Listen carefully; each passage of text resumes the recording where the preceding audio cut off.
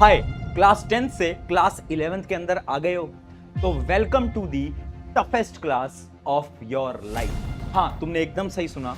ये जो कक्षा 11वीं है, ये जो क्लास 11th है ना, ये तुम्हारे जीवन की सबसे मुश्किल और सबसे हार्ड वर्क कराने वाली क्लास है। लेकिन डरना नहीं है, घबराना नहीं है, क्योंकि आज मैं तुम्हें एक ऐसा रोड मैप दूंगा जिसकी मदद से क्लास 11th भी तुम्हारी थोड़ी आसान हो जाएगी। लेकिन हाँ, तुम इन सारे स्टेप्स को अप्लाई करना होगा और 10th के मुकाबले 100% ज्यादा मेहनत लगानी पड़ेगी।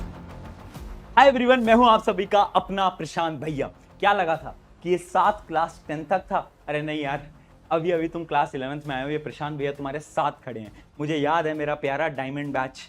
घबराने की बात नहीं है, डरने की बात नहीं है। इस क्लास में भी मैं तुम्हारे साथ खड़ा रहूंगा, तुम्हें गाइडेंस देता रहूंगा। उसके अलावा इसी चैनल के ऊपर क्लास 11th के फिजिक्स के सारे चैप्टर्स के वन शॉट लेक्चर्स आपको मिल जाएंगे। मैंने ऑलरेडी बना रखे हैं, देख सकते हो। इंडिया के one of the best one shot lecture हैं फॉर फिजिक्स क्लास 11th। लेकिन आज तुम क्लास 11 शायद स्टार्ट करने वाले होगे या फिर तुम ऑलरेडी कर चुके होगे। तो एक रोड मैप समझना है ना। कुछ प्रॉब्लम्स हैं जो कि तुम्हारे आ रही होंगी और उन प्रॉब्लम्स का सलूशन आज मैं तुम्हें देने वाला हूं, जैसे कि मैं हमेशा से करते आया था। लेकिन उससे पहले मुझे कमेंट करके बताना आपने कौन सी स्ट्रीम ली है। क्या आपने पीसीएम ली है, पीसीबी ली है, या फिर कॉमर्स ली है, ह्यूमैनिटीज ली है? जल्दी से कमेंट करके मुझे बता देना, ठीक है। अब बात करते हैं class 10th versus class 11th। देखो यार, अब ना पढ़ने का तरीका बदलना पड़ेगा। अब ये क्लास 10th नहीं है। पता है क्यों? कुछ रीजंस हैं। अगर आपने क्लास 11 स्टार्ट कर दिया तो तुम्हें ऑलरेडी पता चल गया होगा कि यहां पर ना कॉन्सेप्ट्स बहुत ज्यादा हैं, सिलेबस बहुत बड़ा है।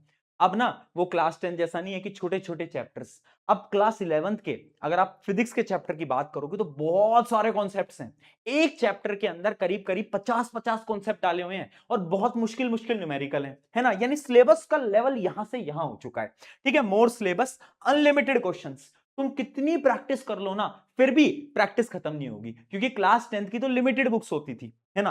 क्लास 11th में अनलिमिटेड सिलेबस है कि तुम ये बुक भी कर सकते हो, वो बुक भी कर सकते हो। बट करना कैसे, उसके बारे में आज मैं बात करूंगा। उसके अलावा टाइम नहीं मिलेगा तुम्हें।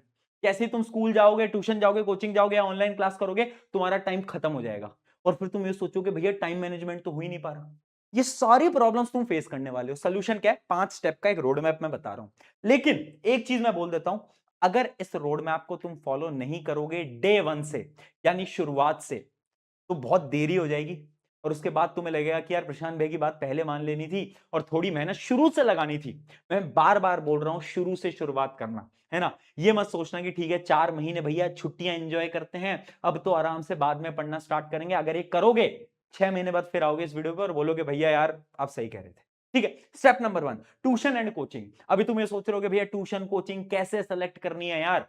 देखो, एक सिंपल सा मेथड होता है कि तुमने उन टीचर के लेक्चर वगैरह देख लिए या फिर आपने अपने सीनियर से पूछ लिया और उसके बाद आपने ट्यूशन कोचिंग में ज्वाइन कर लिया। लेकिन एक बहुत बड़ी मैं रियलिटी बताता हूं। रियलिटी ये है 80-20 रूल। 80-20 रूल यानी 80% तुम्हारी मेहनत होती है, 20% सिर्फ कोचिंग की मेहनत होती है।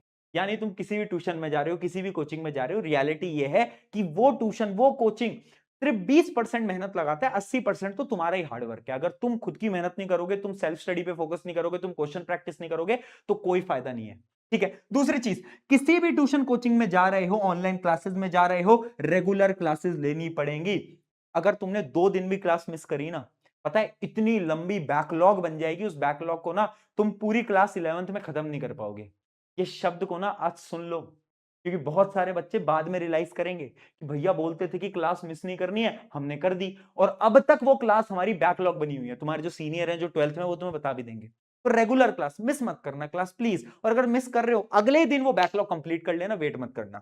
अगली चीज, नोट्स बनाने का सही तरीका। यार अब हम 10th में नहीं है, अब हम सुंदर सुंदर राइटिंग में नोट्स नहीं बनाएंगे और ना हमें टीचर इतना टाइम देगा। अब तुम चाहे ऑनलाइन क्लास की बात करो, ऑफलाइन क्लास की बात करो, टीचर्स जो है वो बोर्ड पे लिखते जाएंगे, लिखते जाएंगे, लिखते जाएंगे और तुम्हें साथ साथ में नोट्स बनाने होंगे। अब तुम्हारे पास इतना टाइम नहीं है कि तुम बाद में नोट्स बना रहे हो, नहीं, तुम्हें साथ साथ में नोट्स बनाने होंगे। और वो तुम कैसे कर पाओगे? प्रैक्टिस करो, फास्ट राइटिंग की प्रैक्टिस करो और नोट्स को ऐसे बनाओ कि तुम ही पढ़ पाओ, है ना। इतने गंदे नोट्स बनाओ, सुंदर नोट्स बनाने की कोई जरूरत नहीं है। ऐसे नोट्स बनाओ कि तुम पढ़ पाओ, उतना इनफ है, ठीक है। टीचर पढ़ा रहे हैं बोर्ड पे, जैसे जैसे वो लिखते जा रहे हैं तुम भी साथ साथ में लिखते जा रहे हो, सारा कॉन्सेप्ट समझते जा रहे हो, बस। नोट मेकिंग, अगर किसी बच्चे ने मुझसे बोला क्लास 11th के अंदर आकर कि भाई भैया मेरा टाइम जा रहा है, कहां पर जा रहा है भैया, मेरा टाइम ना 1 घंटा हर रोज नोट मेकिंग में जाता है, मैं ना कैमरे में घुस के मारूंगा तुझे, ठीक है, ये मत करना। नोट मेकिंग वाली बकवास मत करना। नोट्स क्लास के दौरान बनेंगे, क्लास के बाद कोई नोट मेकिंग नहीं होगी, बात खत्म। स्टेप नंबर 2 की बात करते हैं। स्टेप नंबर 2, टाइम टेबल, यानी टाइम मैनेजमेंट। टाइम नहीं मिल रहा होगा अगर तुम्हारे ट्यूशन कोचिंग वगैरह सब स्टार्ट हो गए होंगे। अब मैं एक बच्चे का एक एग्जांपल लेता हूं। 24 घंटे होते हैं, जिस 24 में से 12 घंटे के 6-7 घंटे तो स्कूल में चले जाते हैं, बाकी के जो 4-5 घंटे होते हैं वो ट्यूशन, ऑनलाइन क्लासेस वगैरह वगैरह के अंदर चले जाते हैं। तो 12 घंटे तो यहां खत्म हो गए, बचे 12 घंटे, जिसमें से 8 घंटे की नींद भी तो लेनी है ना, ये भी बहुत इंपॉर्टेंट है। बचे 4 घंटे जिसमें अदर एक्टिविटीज करनी है, खाना वाना खाना है, थोड़ा बहुत इंजॉयमेंट भी करना है ना, नहाना वगैरह भी तो है, तो मैं उसके लिए 4 घंटे लेके चल रहा हूं, ठीक है। अब भैया इसके अंदर सेल्फ स्टडी का टाइम तो है ही नहीं, क्वेश्चन प्रैक्टिस का तो टाइम ही नहीं है ना। और बिना सेल्फ स्टडी, बिना क्वेश्चन प्रैक्टिस के तुम किसी भी एग्जाम को क्रैक नहीं कर सकते। अगर तुम किसी कॉम्पिटिटिव एग्जाम की तैयारी कर रहे हो या फिर स्कूल एग्जाम्स भी बिना सेल्फ स्टडी के तो होंगे नहीं। तो टाइम कहां से निकालें? देखो, दो तरीका है। अगर आप किसी कॉम्पिटिटिव एग्जाम की तैयारी कर रहे हो, जैसे जेई नीट, सिंपल सा हैक बता रहा हूं, डमी स्कूल कर लेना। डमी समझते होगे कि जिसमें आप स्कूल नहीं जाते, है ना, आप सिर्फ कोचिंग कोचिंग करते हो, यानी आप स्कूल एक तरीके से छोड़ देते हो, है ना। अगर आप किसी कॉम्पिटिटिव एग्जाम की तैयारी कर रहे हो तब इस स्टेप को ले सकते हो। दूसरा, और जो मैंने करा था अपने टाइम पे, मैं भी कॉम्पिटिटिव एग्जाम की तैयारी कर रहा था, बट मुझे स्कूल जाने में बहुत मजा आता था, तो मैंने स्कूल नहीं छोड़ा, लेकिन मैंने स्कूल जाना कम कर दिया। मैं क्या करता था, हफ्ते में जो 6 दिन का स्कूल होता है, उस 6 दिन में मैं सिर्फ और सिर्फ 3 दिन स्कूल जाता था।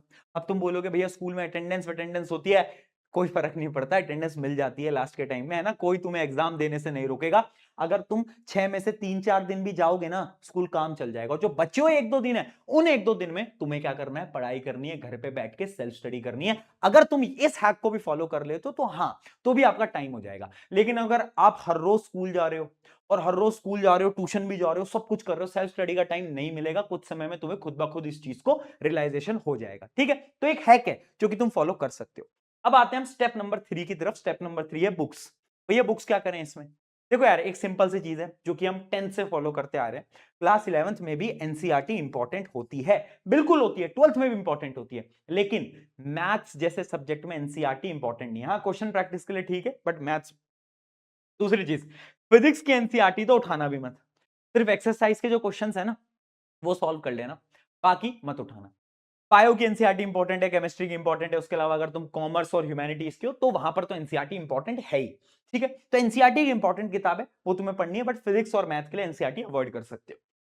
दूसरी चीज, अगर तुम एनसीईआरटी खत्म करते हो, उसके बाद तुम्हें क्या करना है, तुम्हारी ट्यूशन, कोचिंग, ऑनलाइन क्लासेस में डीपीपीज मिलती होंगी, डेली प्रैक्टिस शीट्स मिलती होंगी, मॉड्यूल्स मिलते होंगे। उन मॉड्यूल्स को तुम्हें प्रैक्टिस करना है, लगातार प्रैक्टिस करो।